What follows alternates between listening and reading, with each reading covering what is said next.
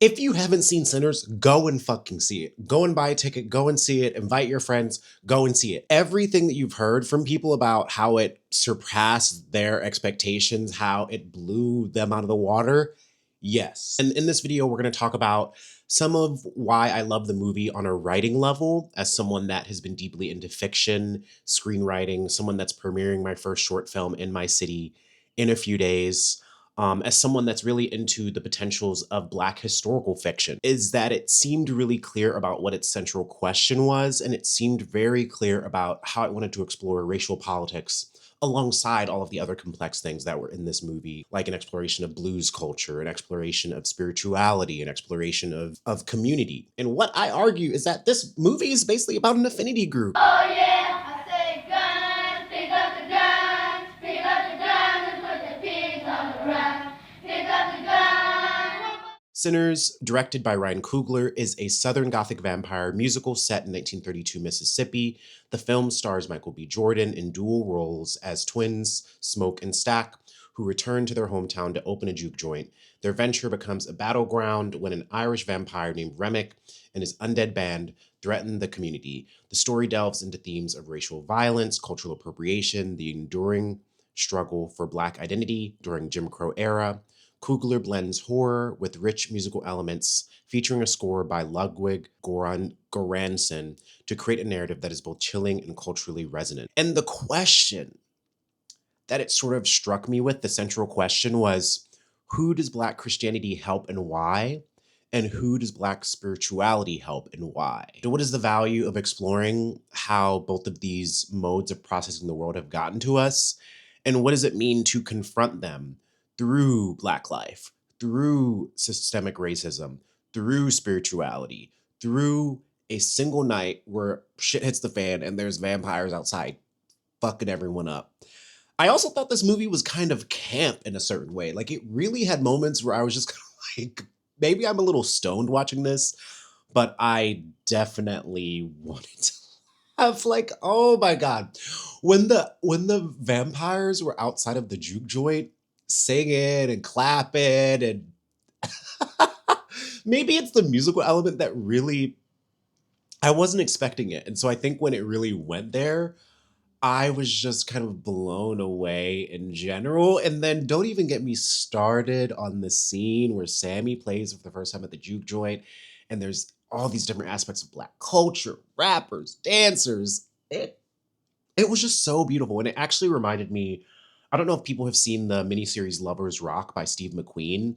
There's a scene in that film where there's an episode where two girls go to like a dance hall party, and there's a scene where all of the music is a cappella and it's just people dancing on this dance floor. And it really reminded me of Steve McQueen in a lot of ways. So I wonder if there's some correlation there. So first, I want to dig into some of the things about the film that stuck out to me, the things that I really loved, the approaches to writing that I thought really, really sold the film. I think on a storytelling level, it's interesting to look at this film through the direct action lens of this film is an example of an affinity group coming together. Smoke and Stack show up to town, and for most of the first act, you see them trying to open this juke joint, trying to talk to different people that they've known from their lives in Chicago 7 years before when they lived there, or known for their lives in Mississippi before they're 7 years away. And so you see them talking to the guy across the street that can help them cook some food. You see them talking to their friend who can help do security at the door. They talk to Detroit Slim and get someone to play music. The way that this world was built was so engaging. The fact that the opening scene was Sammy showing up to this church, and then that church being imbued with meaning throughout the course of the film. The fact that when they show up to juke joint for the first time and open up the windows, that's when, on a cinematography level, that's when Ryan Coogler changes the aspect ratios of the film. And so we see that even on a cinematography level, these shifts are happening within the first act. And there's a line later on that really beautifully contextualizes the first act. And it's just so, the setting of this film is so alive because it's 1932, it's Mississippi. You have scenes where they're driving through the cotton fields, and you get the immensity of the indentured servitude and slavery that is occurring. There's a beautiful shot at the beginning where one of the twins shows up to this convenience store on the Black side of the street, talks to the girl at the counter. He's like, "Hey, is your dad here? Like, I need to talk to your dad." And there's a one There's a one take shot that follows the daughter across the street to the white side of the street, gets the mother, and then follows her back to the black side of the street. It's so meaningful when you go back into history and you tell a black story and you also derive place with meaning, because so much of black history and our reclamation of our culture is about trying to imagine ourselves through history, through all of these various erasures. So to make a film about mostly black characters in 1932, and these black characters are struggling towards their autonomy, they're defending themselves, like the scene where they buy the fucking juke joint from the dude and one of the twins is behind them and one of them is in front and they're like, there ain't no little boys here. Oh my. You meet each of these characters and they are so strong. Mary's character is strong. You immediately understand her stakes, her desire, where she's at. Annie's character is so strong. I loved the way that her character was introduced, the intimacy between her and Smoke. And even with both of the brothers, I loved that there were scenes in the film where their love interests said to them directly, like, what do you want? Like, why can't you just admit it? And maybe it's the writers understanding that this is going to be the last night of their lives, but I love that these men were forthcoming with their feelings. Smoke was able to say to Anne, I've always loved you. I just didn't think that we'd be, I don't know, the writing is so good. The writing is so good.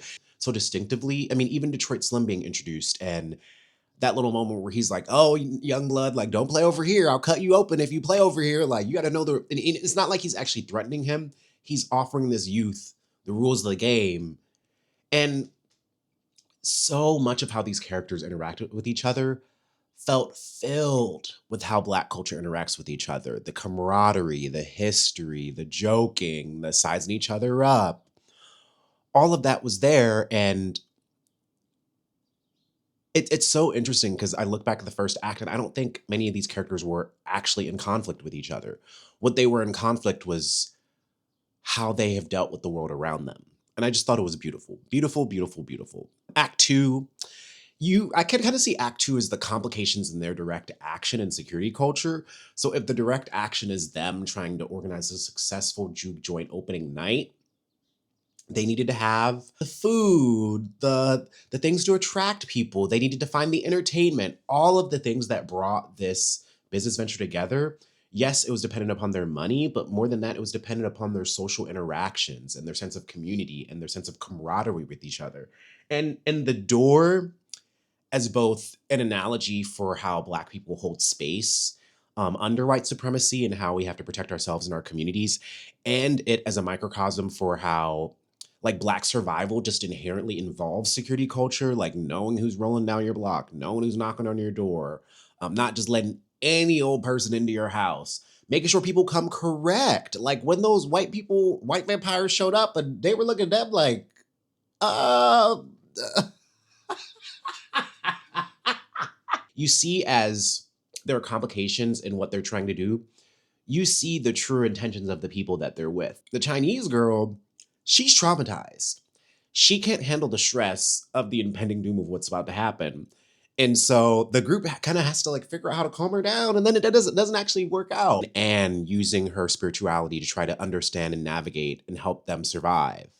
Haley Steinfeld trying to help Stack and going outside and talking to the vampires and wanting to reconnect with her Black culture, and that being complicated by obviously what happens to her. All of the characters' desires were challenged on some level by the course of what happened. I mean, even Sammy, let me, Act Three was definitely a confrontation with death, an exploration of the connection with the other side. And this to me was almost like an Afro-pessimist take. Black people were ontologically dead.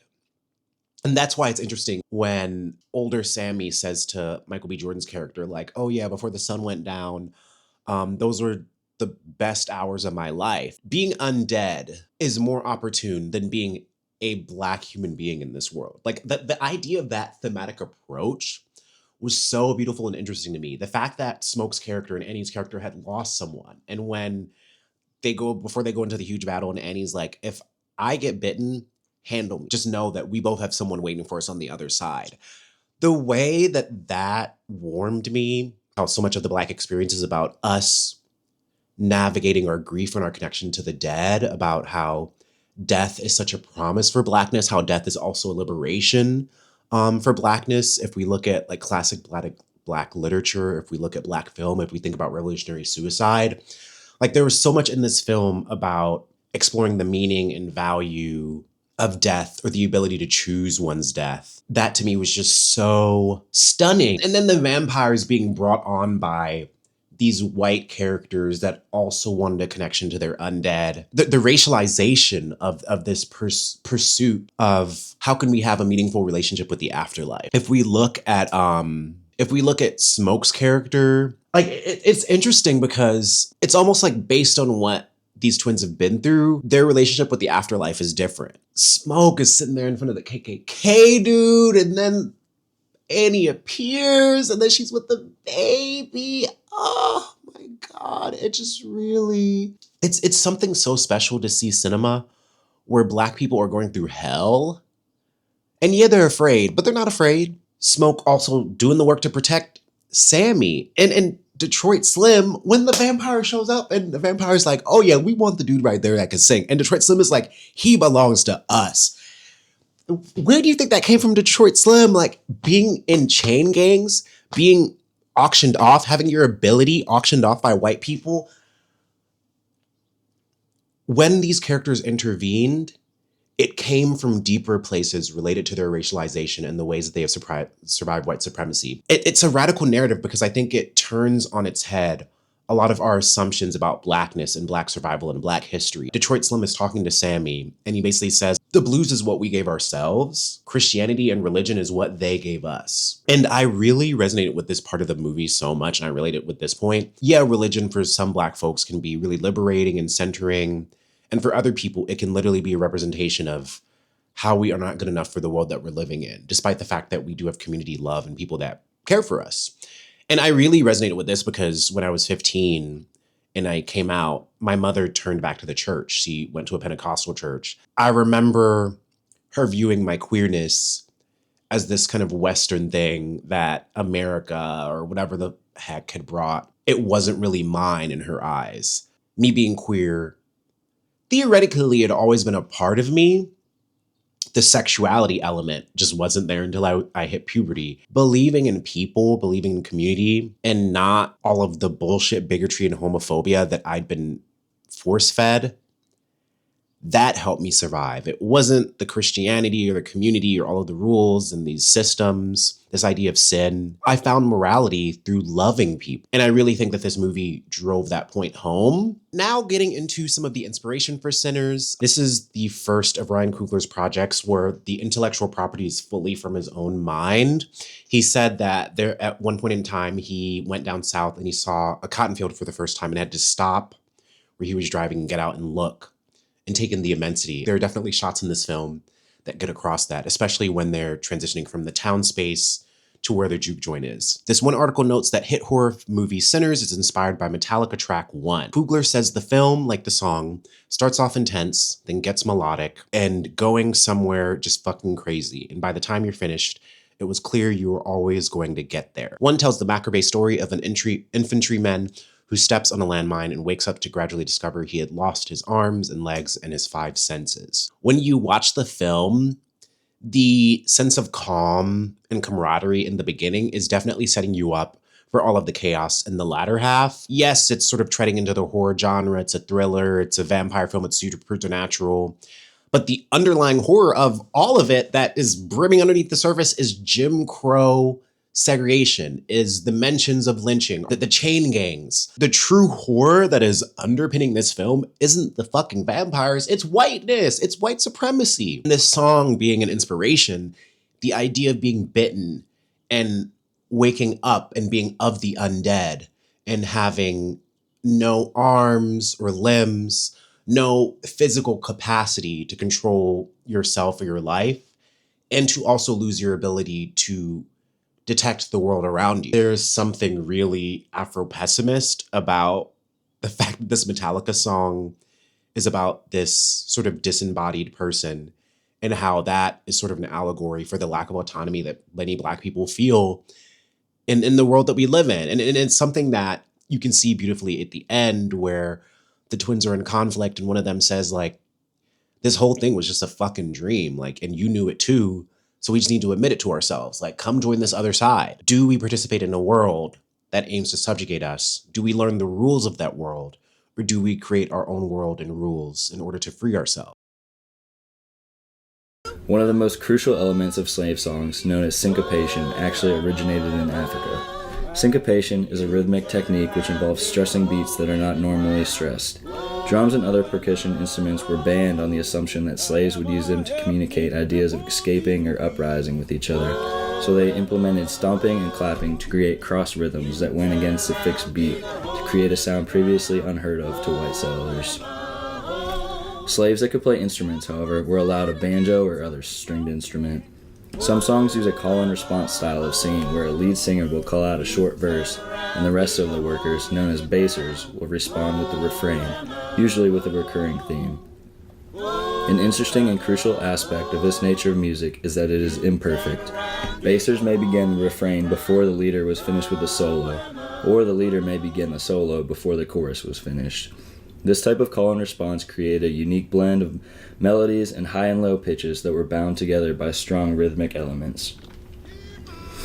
The actual songs sung were unique in themselves as they portrayed striking imagery without the use of rhyme scheme, as most songs originated as improvisations. Spirituals became synonymous with hope, whether for freedom or perhaps the darkest form of emancipation, death. Regardless, slave songs shared a common theme of fighting. Disguised as good versus evil or God fighting the devil, spirituals invigorated African Americans' desire to fight their bondage and free their souls.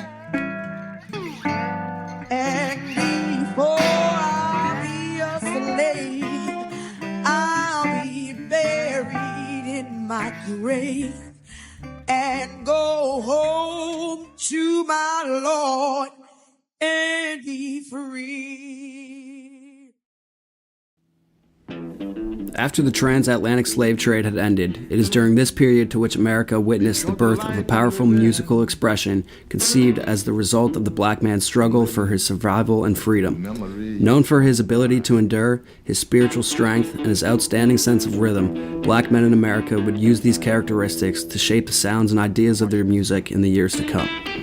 The earliest trace of popular black music that still exists today is the blues. In the difficult period of transition from slavery to freedom during the mid-19th century, the blues became an outlet and a therapeutic release for black men to unburden himself from the cruel and harsh realities of his life.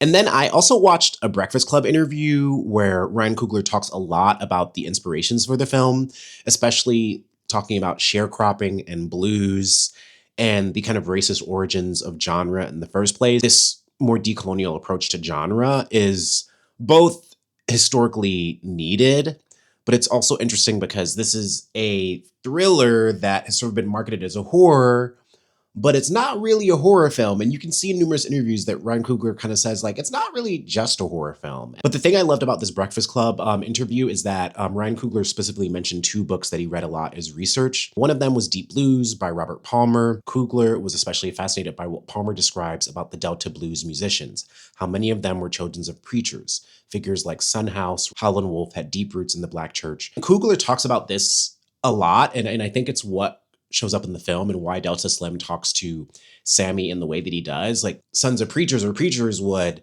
preach for a while, raise some money, use the money to get drunk, then play some blues again. And it would be this cycle of substance abuse, playing music, preaching.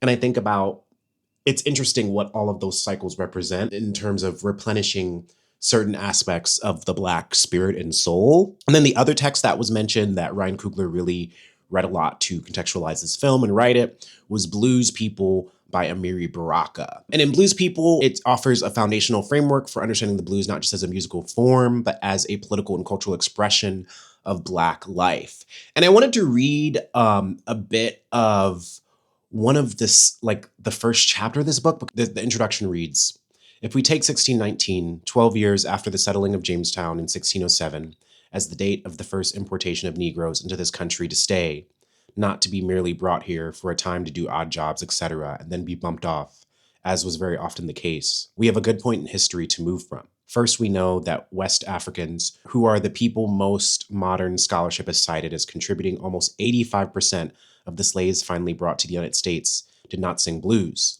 Undoubtedly, none of the African prisoners brought out into the St. James Infirmary the minute the first of them were herded off the ship. We also know that the first African slaves, when they worked in the fields, if they sang or shouted at all, sang or shouted in some pure African dialect, either from the parent Bantu or Sudanic, which may be even the Hamitic as a sub-base. What I'm most anxious about here is the American Negro. When did he emerge? Out of what strange incunabula did the peculiar heritage and attitudes of the American Negro arise?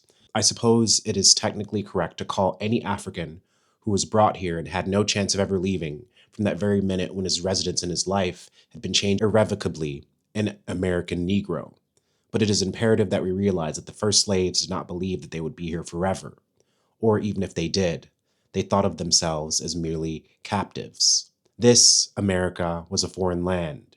These people were foreigners. They spoke in a language which was not colonial American, and the only Western customs or mores of which they had any idea at all were that every morning at a certain time, work had to be done, and that they would probably be asked to do it. And the point I want to make the most evident here is that I cite the beginning of the blues as one beginning of American Negroes, or let me say, the reaction and subsequent relation of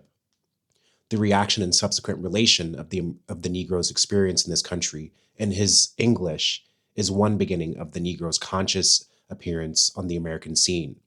If you are taken to Mongolia as a slave and work there 75 years and learn 20 words of Mongolian and live in a small house from which you leave only to work, I don't think we can call you a Mongolian. It is only when you begin to accept the idea that you are a part of that country that you can be said to be a permanent resident.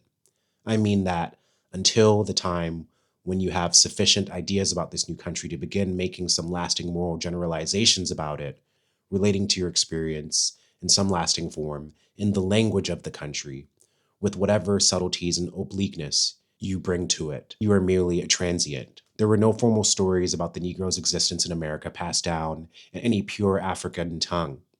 The stories, myths, moral examples, etc., given in African were about Africa. When America became important enough to the African to be passed on in those formal renditions to the young, those renditions were in some of the Afro-American language. And finally, when a man looked up in some anonymous field and shouted, "Oh, I am a tired of mess. Oh, yes, I am so tired of this mess," you can be sure he was an American. It puts into frame how Coogler was interested in the oral histories that Black people share through music, through religion. It shows how the creation of culture in a land and place is a signifier of certain aspects of assimilation. And it's just so beautifully described here. And even like the idea of the sundown town and these characters being only free in those hours before the sun set, and how Africans were brought here and had no idea that they would never leave, that their bodies would be buried here, that generation after generation would end up here, and what it means to survive the end, or an end that you can't even imagine. What does it mean to face death, to still care about the people that you've lost, the people that are still alive?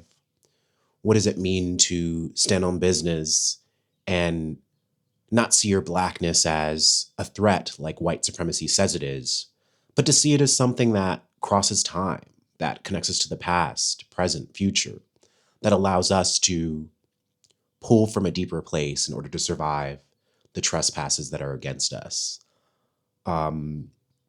And that to me is like the beauty of Blackness. And I think it's why so many people are fucking jealous. And it's why people are like, Haley Steinfeld's Black, she's beautiful.